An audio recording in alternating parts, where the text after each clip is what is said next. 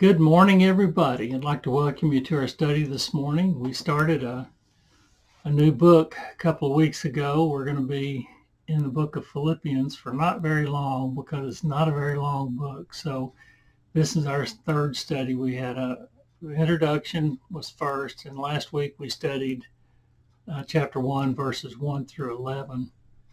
And today we're going to study verses 12 through 20. Very interesting verses. It's about, well, it's with Paul. You're always in deep water anyway because he's so profound in everything that he does. But we're going to see that he's in prison. We know that, and the fact that he's in prison has spurred his followers, his fellow Christians, to work harder and witness more and that sort of thing. We're going to see how Paul appreciates that and how he looks at that. And it's some very interesting scriptures. He compares himself to Jeremiah at one point. So he pulls out all the stops. So let's go ahead and get started. We're going to be in chapter 1, verses 12 through 20. Paul makes it pretty clear that the church at Philippi understands the circumstances he's in. If not, Paul would be answering a lot more questions in his letter than he did, okay? Because they would be wondering a lot more things about what's going on, but they already understand certain things, so Paul doesn't have to deal with that. A good example is that we don't know, as a writer of a commentary asks these questions. He says, is he in prison? What prison is he in? What did he mean when he said this or that? And that sort of thing. So those are the things the commentary writer has to bring up, okay? And there would be a lot more of it. Had Paul, if he were, as the people read his letter, they would be asking the same questions that the commentary writer is asking, but they don't have to ask those because they already know Paul's circumstances. He is writing his Christian brothers at Philippi, and if you remember back in verse 1, they were called God's holy people. When we looked at the greeting of the letter, who Paul was writing to, he called them, in my translation, he calls them God's holy people. Some others call him saints and holy ones and that sort of thing. So he's definitely writing to the church. So we know that he's in prison. We think probably in Rome, maybe in Rome. Everybody doesn't agree with that. And he says, this is what happens to him. That's what he said in verse 12. Let me read verse 12. I forgot to do that. Verse 12 says this: now I want you to know, brothers and sisters, that what has happened to me has actually served to advance the gospel. So we know he's in prison. I think probably in Rome, and he says that what has happened to him is because of the timing of it all. He's in jail, and it serves to advance the gospel. Is he upset about it? He's in jail. We're going to find out not only he's in jail, he's in chains. I have a comment about that when we get to it. But nevertheless, do you think he's happy about it? Or he will say, when we get to chapter 4, verse 11, we know that he's just not dreaming that up then. That's what's in his mind right now. What he's going to say in chapter 4, verse 11, that he is content in all circumstances. So Paul is in jail. He can't be happy about it. It's not a thrill a minute. But he's happy with the circumstances. He accepts the circumstances, and he's content with them. But at least he says, my imprisonment has served a purpose. This is one of the reasons he can be content. What purpose is it? He says in verse 12 that the gospel will be advanced. The Greek means blazing a trail. You and I, we want to go to church, if we're traveling somewhere, for example, if we're going to another town that we don't live in and Sunday comes around, we want to go to church, pretty easy to find one. No matter what denomination you want, there's going to be one there. That was not the way it was in Paul's day. They were blazing a trail with the gospel. They were going down roads that the Christian preachers had never walked down before. They were preaching to people that had never heard it. And that sort of thing. So that's what it actually means. It means blazing a trail. Remember, he's in a totally pagan, not godless. Pagans are not godless. They believe in gods. They have their own gods they believe in. So they're not godless. They're just pagan. Paul is in jail. He's in a pagan area. He is most definitely going to be guarded by pagans in that jail. That's an important thing because to realize, because I think we talked about it a little bit last week. You know, if a guard is chained to Paul to make sure he doesn't run away, you got to wonder, is Paul chained to him or is he chained to Paul? Because if he's chained to Paul, he is a captive audience for Paul, and Paul is going to present the gospel to him. If he doesn't accept it, he's going to be wanting to get out of that place. But that's what we're talking about. He's going to be guarded by pagans. I'll point it out again. Paul did not say, in spite of my problems, but through my problems, he says, the gospel will be advanced. Okay? Through my problems. All right, let's look at verse 13. As a result, it has become clear through the whole palace guard and to everyone else that I am in chains for Christ. Clear. He says, as a result, it has become clear throughout the whole palace. Clear, meaning clearly, that everybody knows what has happened with the gospel. They all know it. The gospel has spread through the palace guard, which are the most accessible to Paul, but it went all the way to the top, including all who work in the palace. That Paul's in chains, in prison, and the gospel spreads through the entire palace. One of the commentaries I read says that the gospel swept through the ranks. So, like I said, Paul's chained to a guard and he can't get away. He has to sit there and listen, and it just covers, he covers all the ground. I just love it. The message, which has swept through the ranks of the guard, was the reason given for Paul being in prison. That being,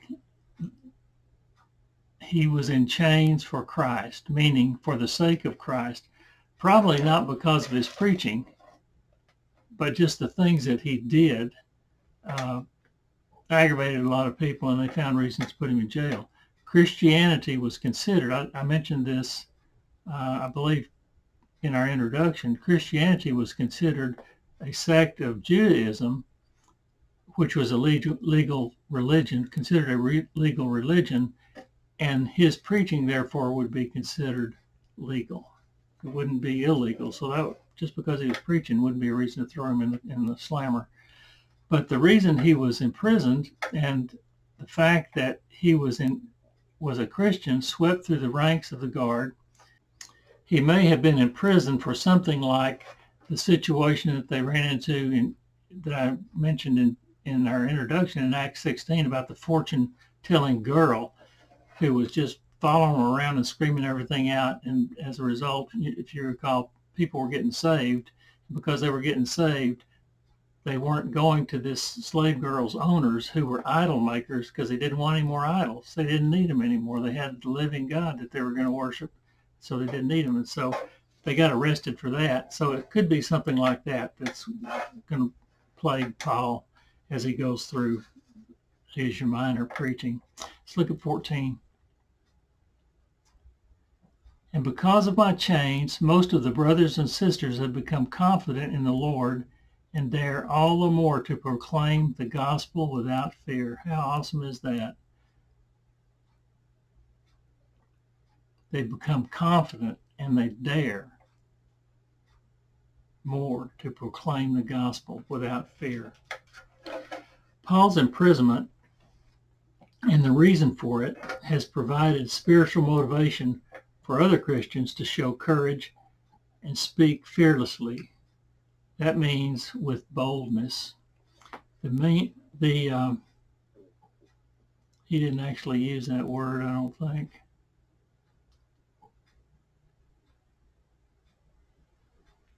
Not in my translation, but I bet it's in one of them. The main thing to understand and appreciate is that they preached from a spiritual motivation from his imprisonment, not because he was imprisoned and therefore the message should be preached in spite of the authorities. In other words, they should preach for the sake of Christ rather than in spite of the authorities. We're not going to do something to aggravate the authorities. We're preaching for the sake of Christ. We're not going to preach to aggravate the authorities because you've imprisoned our leader. We're preaching for the sake of Christ. That's what really got Paul all turned on. All right, let's look at verse 15.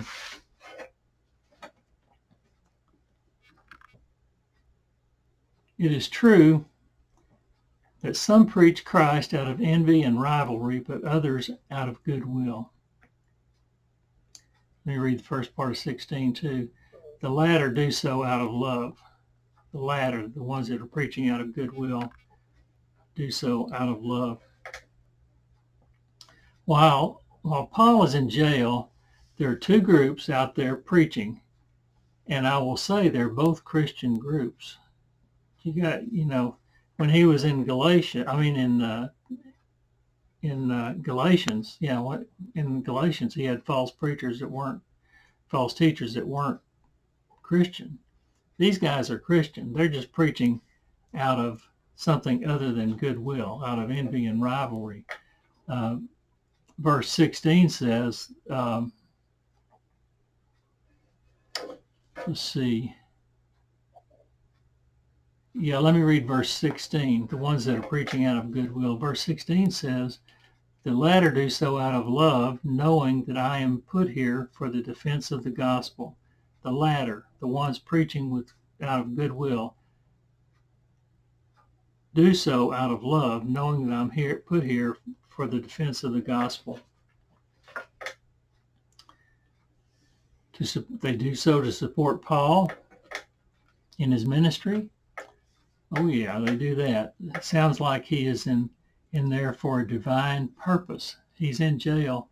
We know how God works. He does things, everything he does with a purpose. Paul's in jail for a purpose. Paul says, I am put here to defend the gospel, possibly, for sure, in a pagan area. All right, let's look at verse 17. So that was the ones that preach out of goodwill. They do so out of love. Verse 17 says, the former preach Christ, the ones that preach out of rivalry and envy and rivalry. The former preach Christ out of selfish ambition, not sincerely, supposing that they can stir up trouble for me while I'm in chains. In the other group, this is the other group in verse 17 that preach out of envy and rivalry. They are not sincere. In fact, they want to stir trouble up for Paul. He's in there where he can't defend himself, so they want to. This is their big chance to kind of stir things up when he can't do anything about it. There's envy. That probably means jealousy because of the success that Paul has, and they want to discredit him. I suppose this means they fear him. They tear him down while he's in jail and take his followers. So they're Christians. They got bad ways of looking at things, but they want the same people that Paul has, and they're going to preach them the same message. Okay. They just have a bad attitude. Okay, before we move on, I've got to tell you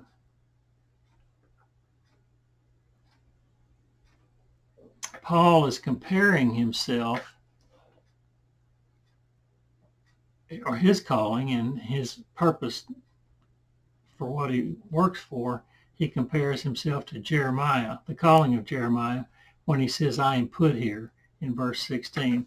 I want to read just a couple little verses. It's really very interesting because he does the same thing. I think he did the same thing in Galatians, but let me read Jeremiah, 3 verses out of chapter 1 of Jeremiah, verse 5, chapter 1, verse 5. Okay, verse 4 says, the word of the Lord came to me, meaning to Jeremiah, saying, verse 5, before I formed you in the womb, I knew you. Before you were born, I set you apart. I appointed you as a prophet to the nations. Before you were born. And I think that means forever. I appointed you as a prophet forever. And then he makes some promises to Jeremiah. He called him, he set him apart, and then he makes some promises to him in verse 7 and 8. In verse 7 and 8, he says, but the Lord said to me, do not say, I am too young, meaning I have no experience. You must go to everyone I send you to and say whatever I command you to. I'm going to tell you what to say. You're not too young. You are inexperienced, but you're working for me. Then he says, do not be afraid of them, for I am with you and I will rescue you, declares the Lord. So you're going into an area that they're not going to like your message. Okay? Jeremiah was a prophet to southern kingdom when Babylon was coming for him. And if you've studied Ezekiel, I mean not Ezekiel, but Ezekiel. If you studied Ezekiel, you know they did not like the message of the prophets. Killed a bunch of them, I think, but they didn't like the message. So he had reason to fear, but God promised to protect him. And I want you to realize and think about this, that from the standpoint of Philippians 4:13, I can do all things through Christ who strengthens me. He didn't have Christ, but he did have God. That Philippians 4:13 means I can do all things that God called me to do. If I just decide, I think I'll be a prophet and I'm going to go to the southern kingdom. Well, you're probably going to have some problems, and you shouldn't be counting on God to do everything that you want to do, because if you're not called, that verse doesn't apply to you. If you are called by God, he promises to give you all the resources you need, to give you all the materials you need, to give you all the words you need, to give you all the opportunities you need to get the job done, because he called you and he's not going to leave you out there. I can do all things through Christ who strengthens me. I get the strength through Christ for all things that God called me to do. That was Jeremiah. He was called before he was born, while he was still in the womb. Okay, and what's going to happen here, Paul is going to compare himself to that. Paul says the same thing with regard to his calling. He said, I'm put here, or I'm set here, depending on your translation. The way Paul gets to where he is nothing short of miraculous. He was a Jew.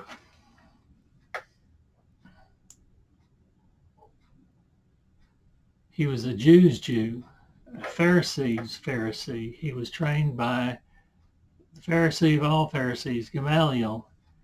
He trained under that man. He was educated under that man. He thought he was doing God's will as he persecuted everybody.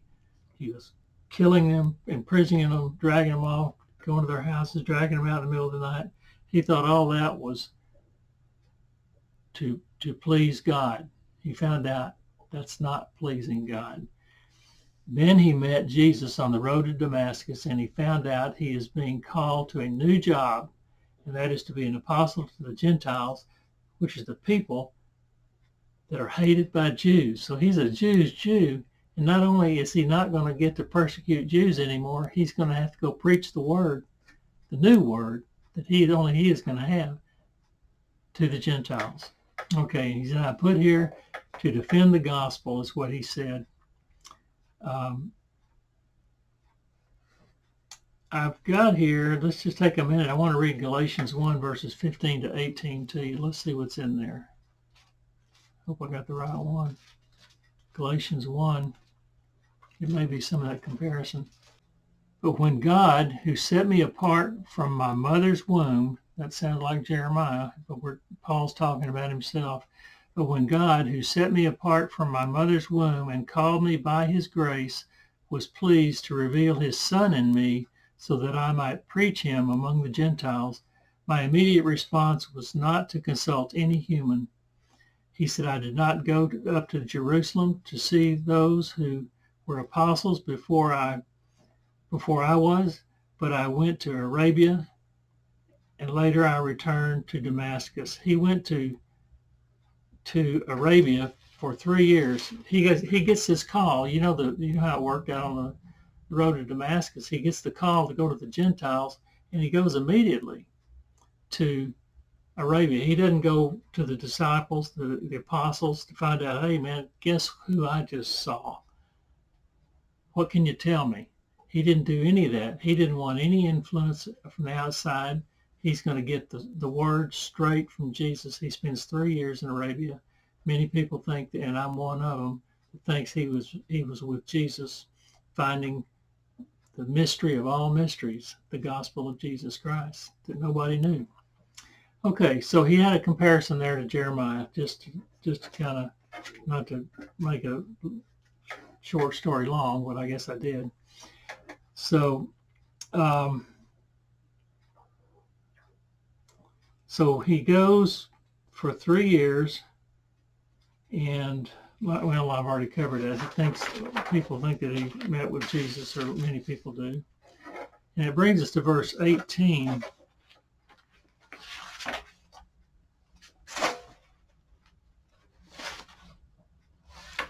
Yeah, verse 18. Let me read the first part of verse 18.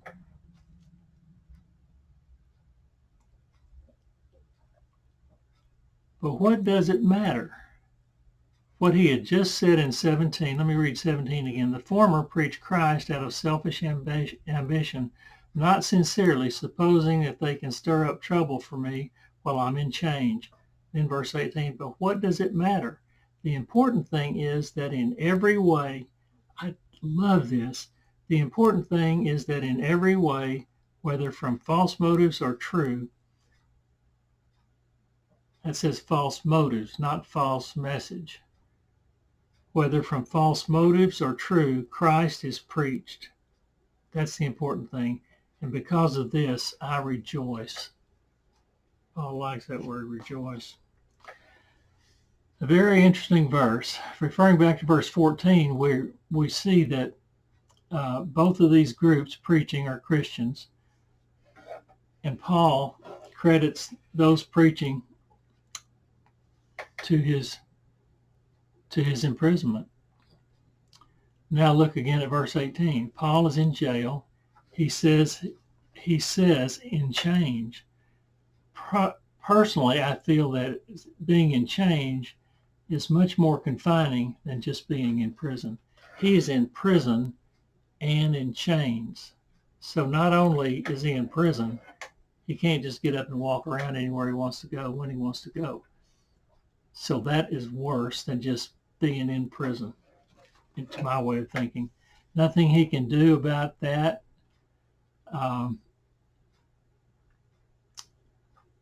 Or the fact that some of the preaching that done for selfish ambition is done in envy and rivalry.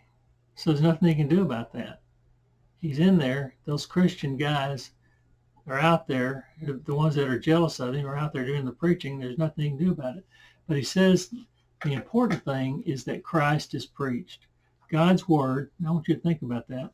We're not going to read it, but I'm going to tell you what it says. Isaiah 55:11 says, when God's word goes out, it does not return void. These guys are preaching the gospel. Necessarily what's in their heart does not necessarily affect their message. If they're preaching the truth, and Paul implies they're preaching the truth, they just have a bad outlook on life, a bad outlook on Paul.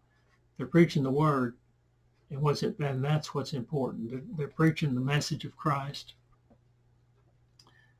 And what they preach, when God sends it out, it doesn't come back void. There's a return on it.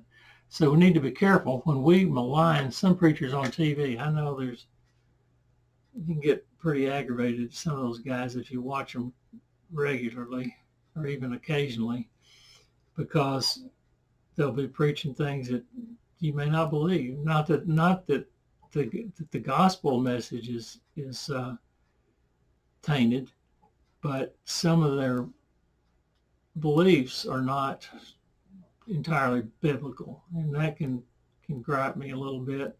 But the important thing is that they're preaching Christ, and that's what Paul was trying to say. So we have to be careful, I think, about how we look at things. We need to analyze the situation and determine if Christ is being preached or not. Okay. We know some opposed to Paul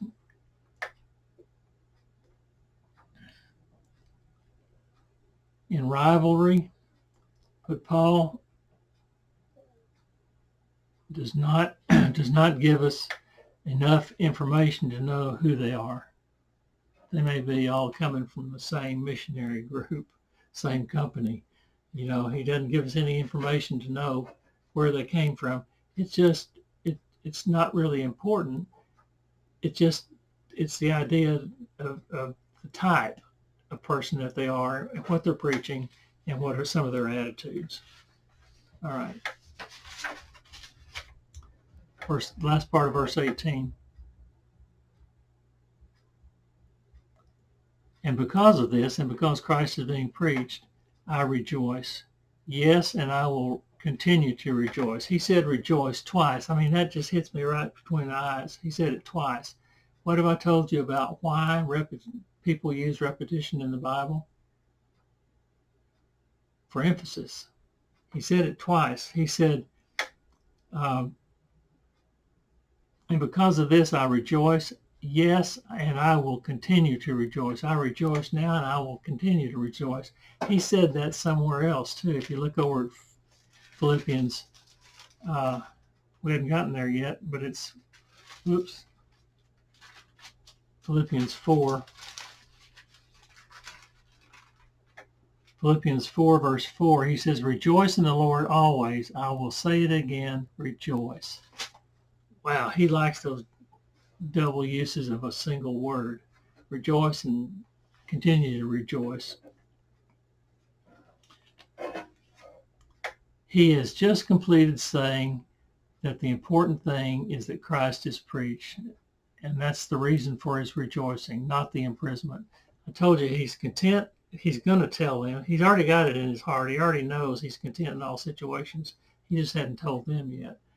So he's content. He's not happy about it necessarily. I don't think he would be happy about being in prison, but he can be content with it and looking around and seeing what's going on the outside and be rejoiceful and happy about it.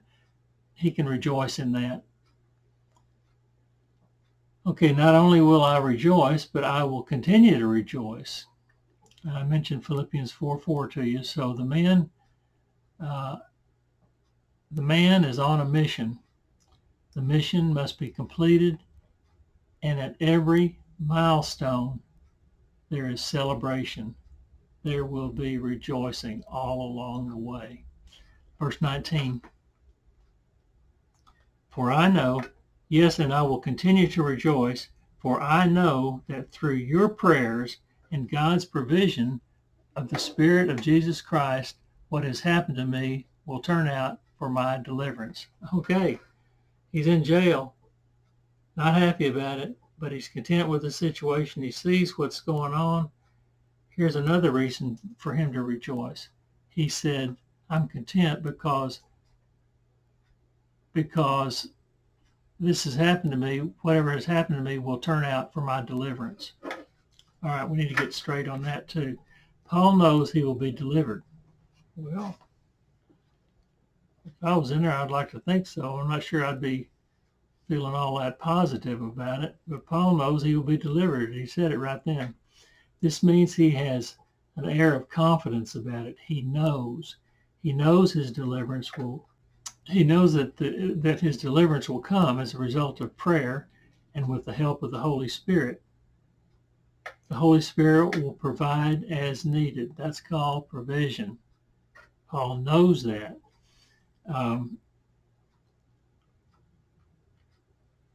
But here he refers to it as the Spirit of Jesus Christ. The question is, what will he be delivered from? Because I'm looking at his situation. I've read the book. I know how it turns out. And I'm looking at Paul and thinking, what a wonderful man he is.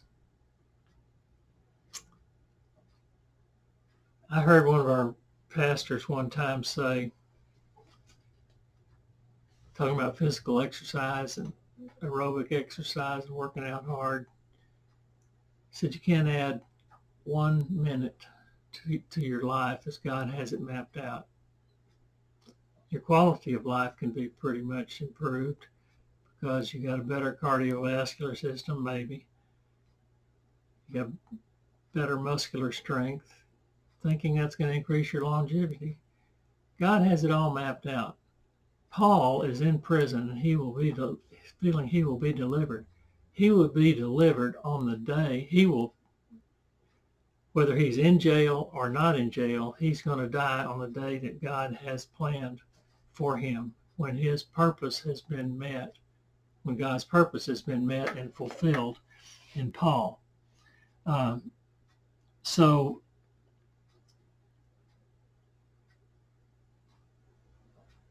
the question, what will he be delivered from? The Greek word can have two meanings. So how many opinions would you think you get comes into play in the interpretation of Scripture if you're looking at commentaries? Well, there's at least two that I can think of. One is Strong's word 4991, which means preservation or safety. He's going to be delivered. He's going to be preserved and in safety. This would mean that Paul has every expectation of not being put to death. If he thinks, Strong uses that word, that's what that means, and I'll think this. Deliverance from death. At this early date, Rome had nothing against Christians yet. It was considered a sect of Judaism, which was a legal religion, which I had mentioned to you. So he probably doesn't feel like he's going to be put to death because of that. But unless he had done something really heinous, they probably are not going to execute him. The second meaning is salvation. This would have to do with his vindication when he stands before Jesus Christ, which we will all have to do. Knowing he had been saved meant that he could be expecting the full joy of salvation when he passes from this life to the next. Job felt that way. He got into an argument. I'm not sure I want to talk about Job now, but I was going to read some scripture, but if you get time to go back and read Job 13, verse 3 and verses 15 and 16. Job felt the same way. When you read those, I want you to understand. Well, I've already started in on this. I guess I gotta finish it. Job lost everything he had. Lost his livestock, lost his house, lost all his money, lost his whole family. And in this grieving process, he had friends drop by. There were 3 particular friends that came by, and they were talking to him, and Job felt, I don't understand. I don't think I deserve this. I think God he may be missing something or something. We'd have to study Job sometime. But the friend said, no, you're guilty. You're doing this. God is doing this to you because you deserve it. It's punishment. And Job continually made a case with them that no, I haven't done anything wrong, and if I could just talk to God, I could show him how I'm thinking about things. And so when you look at those scriptures where he's talking to his friends, he's not arguing with God or being negative towards God. He's being negative towards what his friends are saying. So you need to realize that he loves God. Paul loves God. So they're both feeling the same way about vindication. All right. And beyond that, I think there's probably some judgment seat of Christ in this stuff too. He rejoiced, but that Christ was proclaimed, meaning they were preached, meaning that he wanted to hear, well done, from the master. He was saved, but obedience to his command meant rewards in heaven as a byproduct of his obedience to Christ. All right. I think for all of these reasons, Paul is talking of spiritual deliverance, even in the case of physical death or further punishment. Okay. He's in there. He may think he's getting out. He wants to get out, I'm sure. Nobody wants to stay in there till you die. But he is thinking in spiritual terms. And we're going to see, we're ending on verse 20, and when we hit verse 21 next week, verse 21 says, for to me to live is Christ and to die is gain. It really doesn't matter to Paul. You leave me here, God, I will continue to work for you. I will fulfill the purpose that you have sent me here to do. If I have fulfilled my purpose, I can die. I can live with that. I can die. So that's where Paul is going. And I think he's really looking at things on a spiritual level. So that brings us to verse 20. Verse 20 says, I eagerly expect and hope that I will in no way be ashamed, but will have sufficient courage so that now, as always, Christ will be exalted in my body, whether by life or by death. Verse 20 lends more support to the spiritual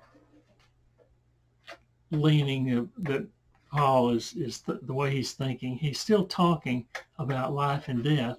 Here he says, I eagerly expect and hope. Paul's lifelong hope is that Christ would be glorified in him. He means this in 2 ways. First way is that he will not be ashamed. He has nothing to do with guilt, but that he has confidently professed Christ. Even this is not a thoroughly off-the-cuff confession, but that which comes from a Christ-filled life. He further says, the second way of looking at this is that he further says that his hope is that he will have sufficient courage to exalt Christ in his body, and it's going to take a lot of courage to do that. You got to remember what I told you. Paul is in pagan territory. And how many times do we hear, I never forget, one thing I do forget where he was, but he was at a place where he preached the gospel and they stoned him. They dragged him out of town down the road and dumped him on the, I don't know where they dumped him, but they left him for dead. Can you imagine what he must have looked like? He got up, and the next day he walked back into town and did it again. It's going to take a lot of courage to do the things God has asked him to do.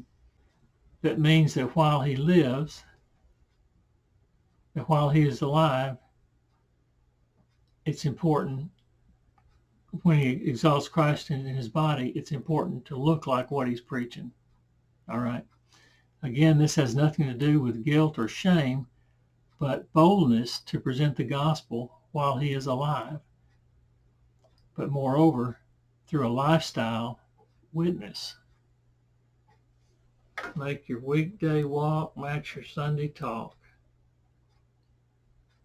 Is that enough said? That's what he's talking about. Exalting Christ in his body. No question but what Paul's going to preach. He needs to look like what he's preaching about. Okay, while we're in his body can mean while he is alive. Paul makes it clear elsewhere that the body is the mortal body and sin must be overcome there. The body is that he's talking about when he says in his body. The body is the mortal body, the body that can die, and sin must be overcome there. What I was talking about was that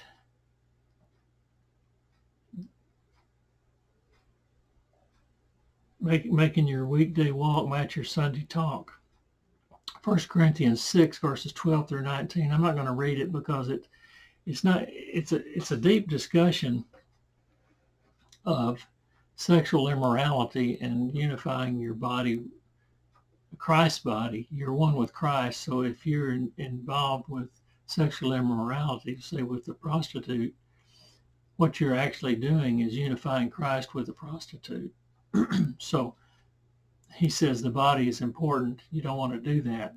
We're not going to study that right now, but that was there. And he is not to be, other preachers of the day are not to be like Elmer Gantry. I don't know if you saw that movie. He was a traveling evangelist, had the gospel tent up. He would preach, and then say on Sunday and on the next night or the night before, he was drinking and carousing and doing all of that. So we're not to be like Elmer Gantry. We're not to be like some other guys that come up on TV all the time that are always talking about, and they seem to be proud of the fact that they had sexual immorality in their past and they've confessed it and been forgiven of it, like it's a badge of honor. Well, there's stuff like that coming up in Dallas too often. We're not to live like that. Those guys cannot stay at the church where they're preaching because it's a black eye on Christianity. We saw in 1 Corinthians chapter 5 about a man that committed sexual immorality with his father's wife. And that wasn't his mother, it was his stepmother, and I made a very strong case for that. And the church was happy that they were just being tolerant of that. They forgave him of it, and they're going to let him stay in the church. And Paul said, get him out of there. It's a black eye on Christianity. It's the same here. We are to live in such a way that our bodies are kept clean from sexual immorality, from substance abuse of all kinds, so that it doesn't affect, for one thing, the effect it has on our lives as we stand before God, but also in the way, the influence that has as people outside of Christianity see us and want to say, if that's what Christianity is all about, I don't want any part of it. I mean, I already do those things. Why should I need to? He does them, I do them. Why not? Why do I need to change?